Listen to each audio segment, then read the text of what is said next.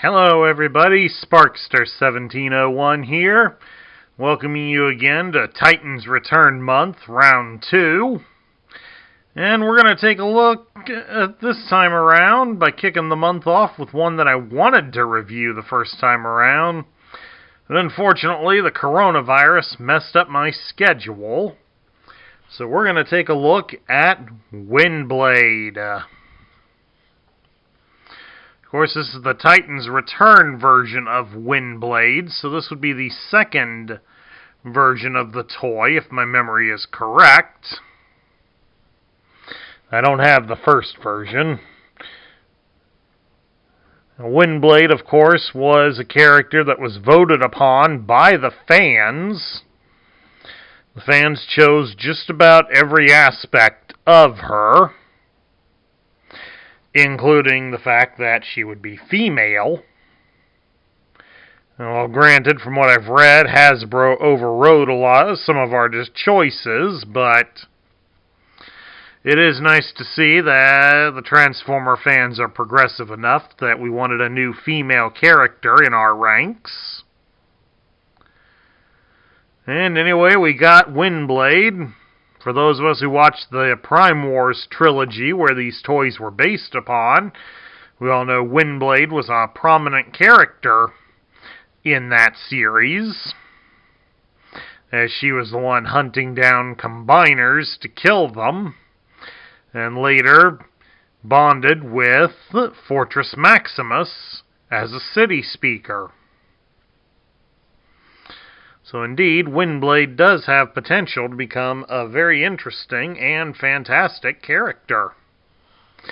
Here's hoping a lot of the future media, including Paramount-produced movies, don't screw that up. At any rate, let's take a look at Windblade and take a look at some of her articulation. Adjust the light a little bit here. That's better. Let's see.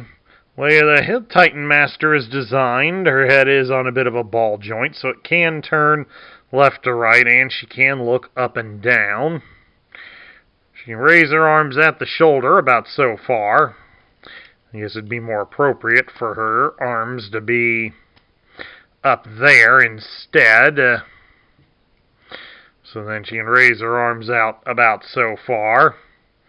And her arms do rotate all the way. We'll have to fold her wings back to allow her arms to clear. Still a little difficult. She does have a joint at her elbow, so you can bend her arm 90 degrees. And she does have a swivel at the bicep, so she can use the G.I. Joe battle grip for her swords. We can spread her legs apart into a full splits. Keep any randy comments to yourselves. Her hips don't twist due to the way that they're designed for the transformation, but she can raise her leg up about 90 degrees and bend at the knee considerably more.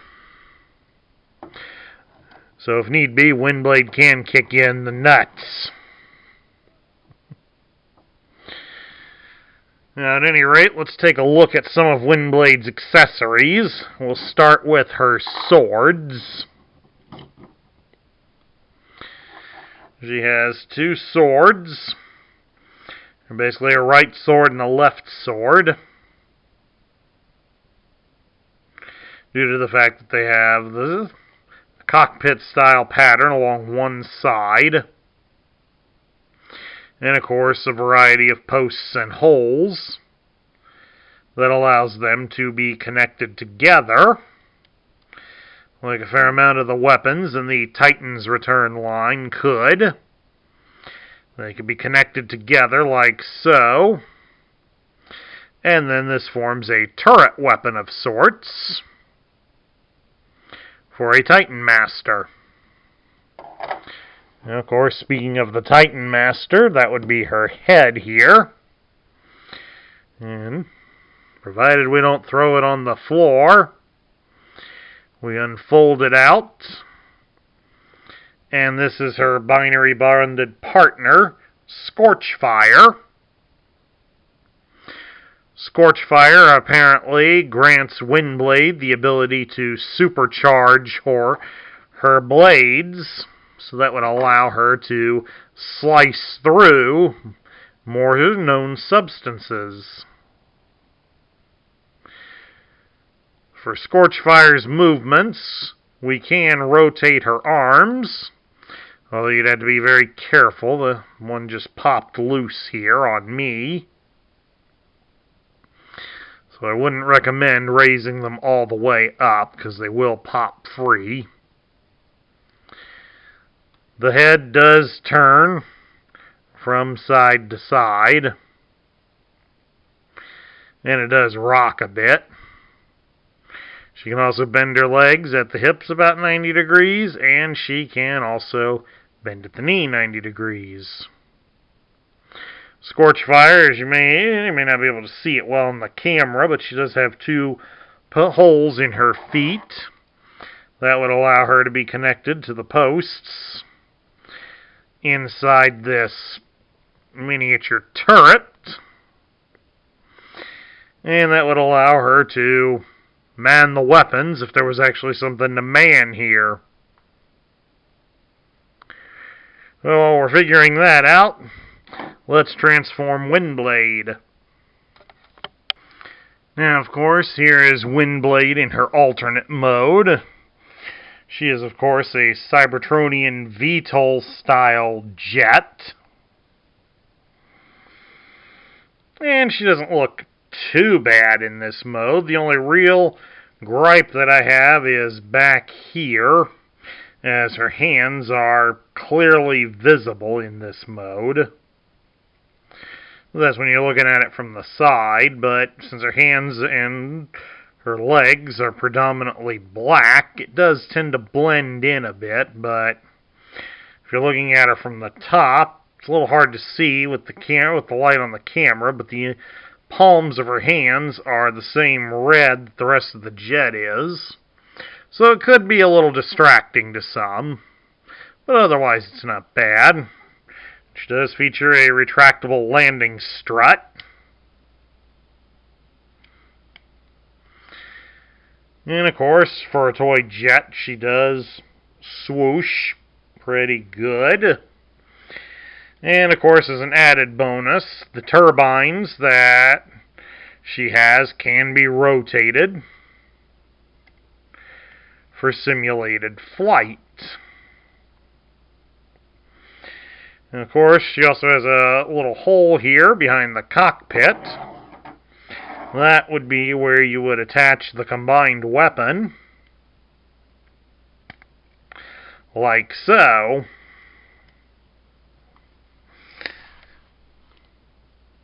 And again, that isn't the most visually appealing, but it is one way to stow Scorchfire and her weapons on there, but they do include another option in the instructions, as Windblade does have an opening cockpit. Try to use a strong fingernail when you're doing that, folks. And you basically just put Scorchfire in a seated position. Get her down there real good, so that you can ensure that the cockpit closes real good.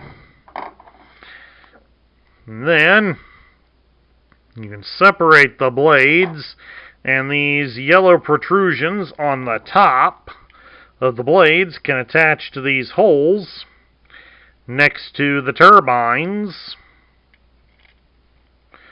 on her wings.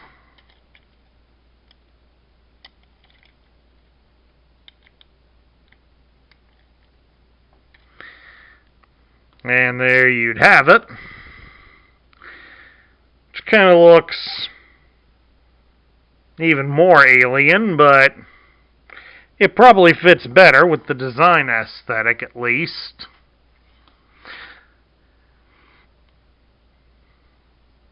To me, it's kind of weird looking, but I kind of like this better than the false turret on the top of the airplane myself. Now, of course, we get down to my thoughts. What do I think of Windblade? Well, I'm still getting used to Windblade being in the series. I'd like to hope that she will make more appearances. I was kind of hoping that we would get a new Windblade in the War for Cybertron line, but here we are, past the siege, we're into Earthrise, and still no word about Windblade, but there is still one more part of the trilogy to go, so we may yet get a new Windblade. But all in all, this toy isn't too bad. I'm not going to be too biased over it, because this is the first Windblade I've bought. And I will be a little bit biased on it, but I do kind of like this one. I like how the Titan Masters line kind of redid the Headmaster line for the Generation 1 era. Unfortunately, when Hasbro brought the idea over to the United States, they really didn't capitalize on it as much as Takara did with the Japanese line. The Japanese line allowed for more of the interchangeability of their heads, allowing the robots to allowing the smaller Transformer guys to grant different powers and abilities to the larger Transsector bodies. And this idea was more played out prominently here in the Titan Masters line, which worked out a little bit better. This toy, however, since I don't have any other Windblades to really compare it against, I like it.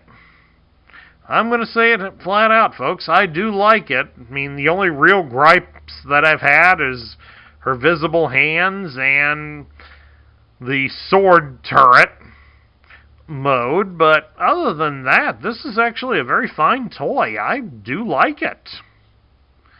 I do like it, and I do hope that as they make more, they will get better. And that concludes my review, the Titans Return version of Windblade. I hope you all enjoyed it. If you liked this video, drop me a thumbs up here on YouTube. If you're new to the channel, please hit our subscribe button to join our ranks, and ring the bell so you'll be notified when we post new content. We also ask that you share this video with your friends and fellow collectors. That's what helps this channel grow. And share your thoughts about Windblade in the comments down below. This is Sparkster1701 saying I will catch you all later.